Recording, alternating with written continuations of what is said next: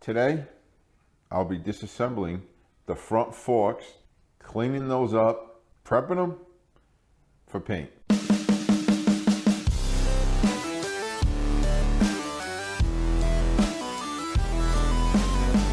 There's a bolt in here that I will be removing that will also allow me to drain the forks. I don't have an Allen socket long enough to reach that bolt. So I'm gonna have to try what I have, which is this. See if we can break that free. So I'm not gonna take this all the way out. Just gonna loosen it for now. Take it out of the vise. Now we can take the bolt out.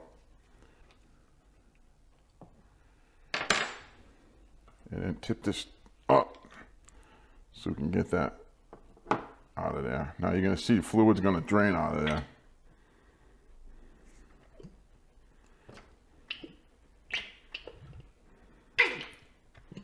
You're just going to work the fork up and down to get that fluid out. I'm just going to leave it here and just allow it to drain.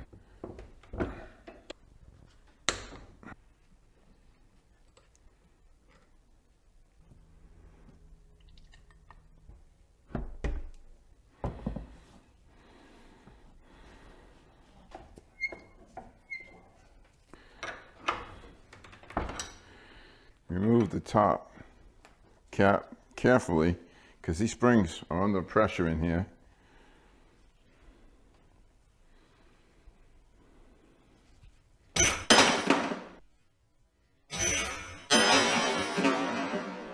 Now we can slide the spring out.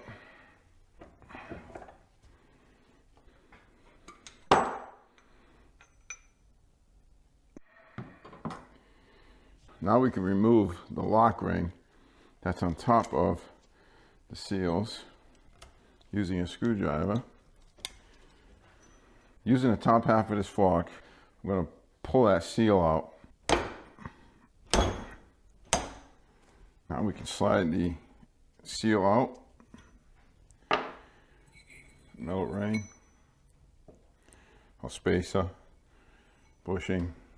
Using a screwdriver, I'm going to expand it, and it should be able to come out of there. Let's get a larger screwdriver. Make that gap a little bit larger.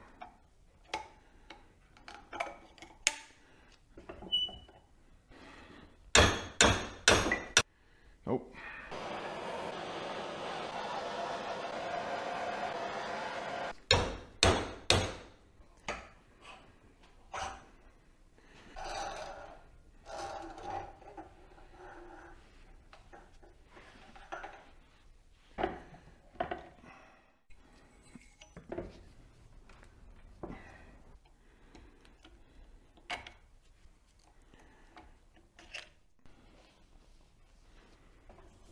A lot of people have asked me why you can't do the fluid change from up top. Well, this is the reason why. The only way to get the oil to flow through this, it has to travel through this little hole in the cartridge and eventually work its way down into the forks. It will eventually go in, but it's a very slow and tedious process to get the oil through there. All right, so all these pots here are gonna go into the trash because I don't need these. I'm gonna replace everything. And as you've seen, this one was difficult to get out. Very difficult. I had to heat it up a little bit. I didn't get it red hot, I just added a little heat to it. Luckily it worked out and I didn't cause any damage to the forks, so we're good. The bike has 80,000 miles on it. This is all original equipment, and it was giving me a really bad ride going down the road. I almost felt like I had no suspension. I will be using paint thinner to degrease all these pots.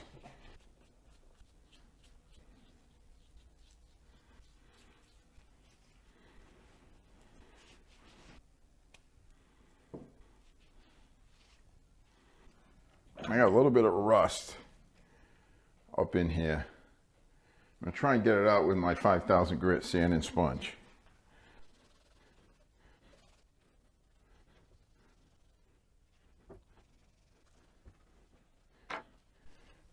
That's as good as it's gonna get.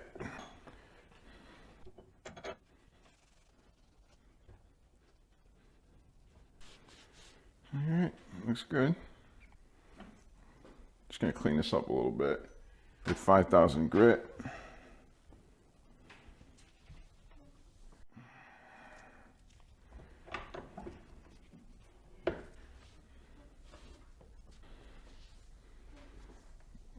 So these fork tubes are in awesome shape for a bike that was made in 2004.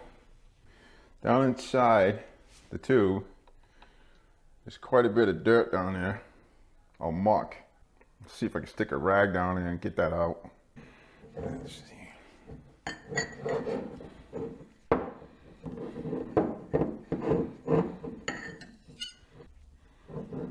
Now that I got most of that out of there, I'm gonna use some brake clean just to flush the rest of it out.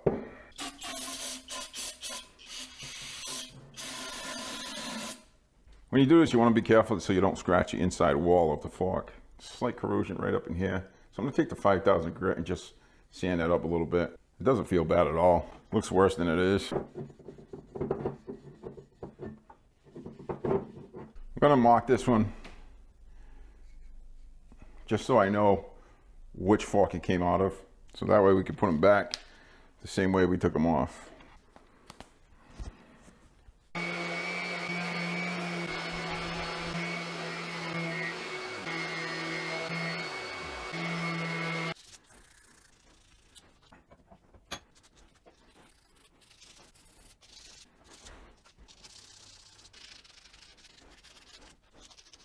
Uppers, lowers, hardware's right here in the bag. The old springs and stuff we are not going to be using. I have a complete new set of gaskets, bushings, and what's going to go into these is the progressive mono 2 suspension, which is going to replace these pieces here. If you want to see the next video, click on the top right hand corner, or you can go to the playlist. You all take care. God bless. And I'll see you next time, or in a few minutes. Bye-bye.